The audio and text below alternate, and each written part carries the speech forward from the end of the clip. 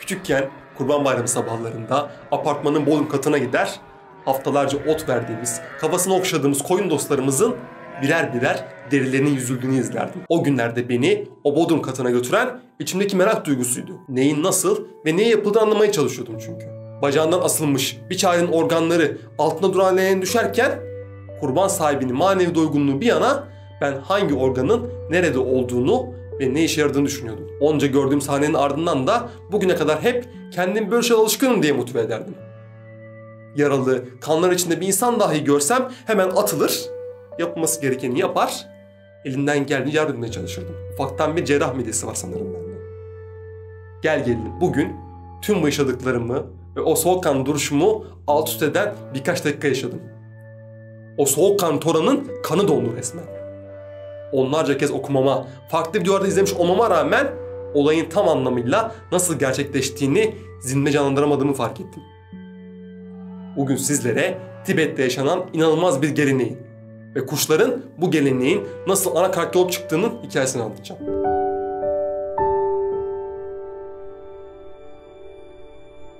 Gezegenimiz cüretkar ev sahipliğiyle milyarlarca canlıyı barındırıyor.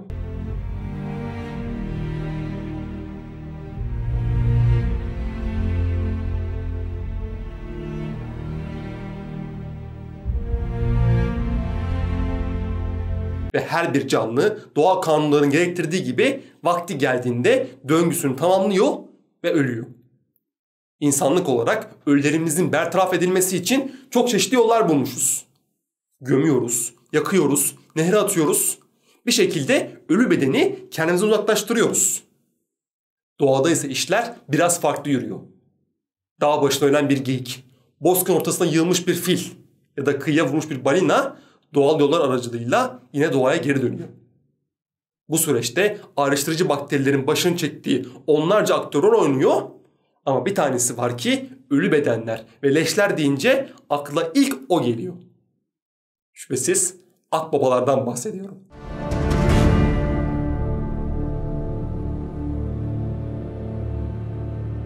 Akbabalar maalesef yanlış tanınan ve tanıtılan kuşlardan. İlgiye ilgisiz herkes tarafından gayet iyi bilinseler de leşle beslendikleri için insanlar tarafından olumsuz bir algıya sahipler. Bazı inançlarda ve kutsal kitaplarda bile yer edilmiş durumdalar. Bu olumsuz duruş filmlere, karikatürlere falan da yansımış durumda. Çölde yolunu kaybetmiş susuz ve yürüyecek hali olmayan bir yolcu. Hemen üzerinde birkaç akbaba beliriyor, birkaç tur atıyor. Klasik bir akbaba sahnesi yani alacağınız. Bizim kültürümüzde de akbaba gibi üşümek diye bir deyimimiz var örneğin. Çıkarcı insanların bir çıkar orada toplanması anlamında. Ama bence bu hikayenin sonunda bu deyimi çevre dostu insanların bir araya gelmesi anlamında kullanmaya başlayabiliriz. Akbabalar doğanın geri dönüşüm ustası olağanüstü kuşlar. Avustralya ve Antarktika dışında tüm kıtalarda bulunuyorlar. Ve bulundukları her coğrafyada da leşle besleniyorlar. Ekosistem içerisinde yeri doldurulamayacak bir öneme sahipler. Her şeyden önce doğada sıklıkla görülebilen hayvan leşlerini en küçük parçasına kadar yiyerek ortadan kaldırıyorlar. Bu leşler içerisinde çiftliklerde, meralarda ölmüş kalmış hayvanlar da var. Bizim sofralarımızdan çıkan gıda atıkları da. Yani bir anlamda arkamızı toparlayan kuşlar. Diğer önemli nokta ise gizli kahramanlıkları. Akbabaların ortadan kaldırdıkları bu leşler aslında birçok salgın hastalığın ortaya çıkmasını en başından engelliyor. Özelleşmiş biri yapıları sayesinde biz insanlar ve diğer birçok canlı için ciddi sorunlar oluşturabilecek durumdaki etleri zararsız bir forma dönüştürebiliyorlar. İşin teorisindeki faydalar böyle olsa da pratikte bir leş bulmak o kadar kolay değil. Akbabalar geniş kanatlara sahip büyük kuşlar. Bu kanatları sayesinde termal adı verilen sıcak hava akımlarını kullanarak çok uzun mesafeleri kat edebiliyorlar. Böylece daha geniş bir alanı tarıyor, leş bulma şanslarını arttırıyorlar. Bazı türlerin tek bir gün içerisinde 200 kilometreden fazla mesafe gidebildiğini biliyoruz. Geniş kanatlarının yanı sıra çok keskin gözlere sahipler. Yüksek bir irtifada dahi olsalar leşin yerini tespit ettikten sonra iş bitiyor. Akbaba gibi üşümek deyimi şekil buluyor. Yüzlercesi bir araya toplanabiliyor.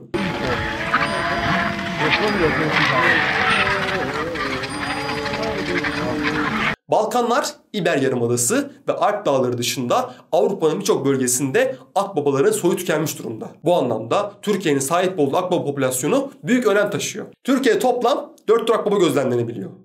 Bunlar kara akbaba, kızıl akbaba, küçük akbaba ve sakallı akbaba. Birçok kuş türünün aksine akbabalar arasında hiyerarşik bir sistem var. Tüm türlerin besin kaynağının ortak olması ve bu kaynakların nispeten sınırlı olması böylesi bir sistemin olmasına sebep olmuş. Aynı zamanda her bir türün beslenme biçimine şekil vermiş. Leş başında ilk sıraya alan türümüz kara akbaba. 3 metreye varan kanat açıklığı ve iri gövdesiyle Türkiye ve Avrupa'daki en büyük kuşlardan biri. Leş başında ilk sıraya almasının sebebi ise kendisinin taze et seviyor olması. Kılsız, tüysüz, av etine yakın bir damak zevki olan kara akbaba yemeğini paylaşmayı sevmeyen baskın bir tür. Leş başındaki ikinci türümüz ise kızıl akbaba. Önemli bir kısmı göçmen olan bu kuş doğu ve güney bölgelerimizde yerleşik olarak da bulunabiliyor. Leş başında ikinci sırada olması derinlerdeki parçaları yemesi anlamına geliyor ki bu yüzden de az tüy bulunan uzun bir boyna sahip. Derideki açıklıklardan kafasını sokarak iç organları parçalayabiliyor. Boynundaki tüylerin az olması bakteri oluşumunu engelliyor. Sonuçta biraz pis bir işle uğraşıyorlar. Üçüncü türümüz ise küçük akbaba. Türkiye'de ve Avrupa'da gözlemlenen tüm bireyler her yıl Afrika'daki kışlama alanlarıyla Avrupa'daki üreme alanları arasında göç ediyorlar. Yapısı itibariyle tüm akbabalardan daha küçük olan bu tür leş başında son sıralarda yer alıyor. Kara ve kızıl akbabadan arta kalan deri parçalarını ve dokuları yiyorlar. Küçük akbaba ile ilgili olarak bu aralar ortaya attığım bir teorim var. Sanırım kanıtlama şansını hiçbir zaman bulamayacağız ama akbaba isminin bu türe ithafen ortaya çıktığını düşünüyorum. Bulunduğumuz coğrafyada gözlemlenen türler arasında beyaz renkli tek akbaba türü bu. Her ne kadar günümüzde daha az görmeye başlamış olsak da geçmişte bir yerlerde bu kuşun bol bol gözlemlenebildiği zamanlar olduğundan eminim. Üreme alanlarında yuva malzemesi toplamak için koyun sürülerine fazlasıyla yaklaştığı ve hayvanlardan dökülen tüyleri yuvasında kullanılan dair kanıtlar var. Öylesi bir yakınlaşma bu kuşa isim vermemiz gerektiğinde bizlere yön vermiş olabilir. Son bir türümüz var ki tam bir efsane. Görüntüsü ve karakteriyle benim en favori kuşlarım arasında yer alıyor. Kendisi sakallı akbaba. Leş başında son sıraya alan sakallı akbaba her şey bittikten, bütün etler, yumuşak dokular bitirdikten sonra son noktayı koymak için geliyor. Kendisi bir kemik kırıcı. Leşten arta kalan kemikleri boyutları uygunsa bütün haliyle yutabiliyor. Özelleşmiş mide yapısı sayesinde bütün bir kemiği sindirebiliyor. Eğer yutamayacağı kadar büyükse de yüksek bir irtifaya çıkarıp sert zemine doğru bırakarak parçalanmasını sağlıyor. Bu sayede kemik iliğini yiyebiliyor. Bu pek yakışıklı görüntüsü gerçekten de bir efsane olmasına sebep olmuş olabilir. Derler ki doğu mitolojisinde önemli yer tutan ejderha figürü aslında sakallı akbabanın bir yansımasıdır. Hem uçar hem de ağzından ateş çıkarabilir. Sakallı akbabanın sahip olduğu kışkırtıcı renkler ve yaşam alanlarının Çin'e kadar uzanıyor olması neden olması olarak akıllara getiriyor. Gelelim başlarken söylediğim kanımı donduran şu meseleye. Bu ilginç olay Tibetli Budistler ve akbabalar arasında geçiyor. 4000 metreye varan akınlardaki dağ köylerinde yaşayan Budistler köyden biri öldüğü zaman büyük bir soruyla karşı karşıya kalıyorlar. Ölen kişiyi nasıl ve nereye gömecekler? Böylesi yüksek bir yerde yaşıyor olmaları seçenekleri oldukça sınırlandırıyor. Toprağa gömmek seçeneklerden birisi değil. Çünkü her yer sert kayalardan oluşuyor. Ateşte yakıp kül haline getirmek de işe yaramaz. Çünkü bu yükseklikte ağaç bulunmadığı için yakacak malzemeleri de yok. Ama ellerini çabuk tutmaları lazım. Çünkü ceset çürümeye başladı bile. İnanışa ve geleneklere göre bu sorunun çözümü sky burial yani gökyüzü defni adı verilen bir törende bulunmuş.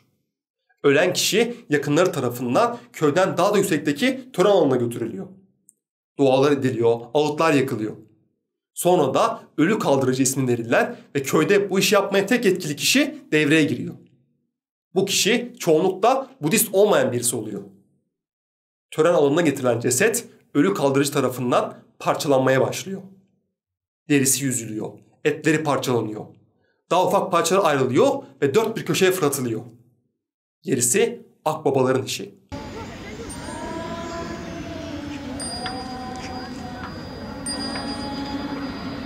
Cesedin parçalanmasının temel sebebi bu sürecin daha hızlı bir biçimde sonlanması. Parçalanmış etler akbabalar tarafından daha kolay yenilebiliyor.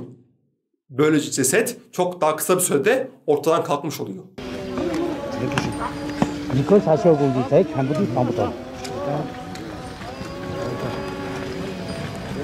İnanışa göre ruhun bedeni çoktan terk ettiği, bedenin ise farklı canlıların bedeninde hayat bulacağı düşünülüyor. Şartlar bu insanları böylesi çözümler bulmaya zorlamış ama her şeyde olduğu gibi bu işin de suyunu çıkarmayı başarmışız. Böylesi ilginç bir törenin varlığının farklı mecralarda yaygınlaşmasından sonra törenlerin gerçekleştiği köyler turist olmaya başlamış. Her ne kadar bölgenin yerlileri bu durumdan oldukça rahatsız olsalar da yerel yönetimler ve fırsatçı bir takım işçiler tarafından para karşılığında bu törenlere katılma izinleri verilmeye başlamış. Ortaya ise turistlerin çektiği ve insan derisi yüzü anlamlar görülen videolar ortaya çıkmış. Şöyle bir durup baktığımda akbaba gibi önemli bir canlıya nasıl olur da böylesi kötü anlamlar yükleyebilmişiz aklım almıyor. Kötülük kendi içimizde kol gezerken doğadaki herhangi bir canlıyı kötülükle etiketlemek ne kadar da ironik bir durum aslında. Farkında değiliz belki ama söylemlerimiz davranışlarımızı belirliyor. Kötü, çirkin, pis dediklerimize karşı aynı tondan davranışlar sergiliyoruz. Davranışlarımızın sonuçları ise geri döndürülemez oluyor. Akbaba türlerinin yarıdan fazlası soylarının tükenmesine yol açan tehditlerle baş etmeye çalışıyor. Tehditlerin başında ise şüphesiz yine insan geliyor. Onları zehirlemek için attığımız etler yüzlercesinin ölüme sebep oluyor. Geri kalanlarsa biz insanlardan olabildiğince uzaklarda hayatta kalmaya çabalıyor. Peki o gün geldiğinde, arkamız toparlayacak birileri kalmadığında o zaman ne yapacağız? Sensiz nasılım bak bana.